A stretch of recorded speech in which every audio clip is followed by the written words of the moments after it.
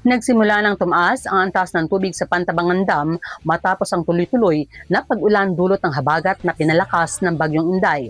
Ayon sa National Irrigation Administration, Upper Pampanga River Integrated Irrigation Systems o ng NIEUPRIS.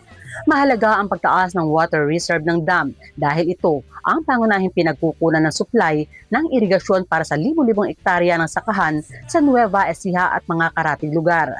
Ayon sa NIEUPRIS, nakapagtala ang Pantabangan Dam ng 3 sentimetrong pagtaas ng water elevation habang nadagdagan ng 44 cubic meters kada segundo ang karaniwang inflow ng tubig na pangunahing nagmumula sa Kasiknan at Taan Weirs.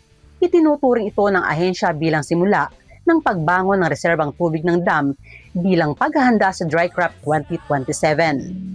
Batay naman sa pinakahuling pagtataya ng Pag-asa, inaasahang makararanas ang malaking bahagi ng bansa ng normal hanggang higit sa normal na dami ng ulan sa mga susunod na buwan.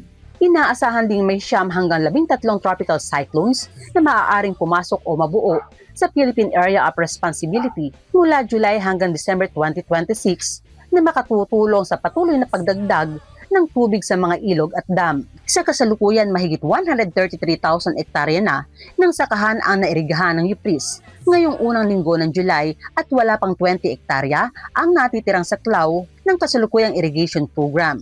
Kapag natapos ang irigasyon sa mga natitirang lugar, inaasang mas marami pang tubig ang maiipon sa Pantabangan Dam bilang paghahanda sa susunod na panahon ng pagtatanim.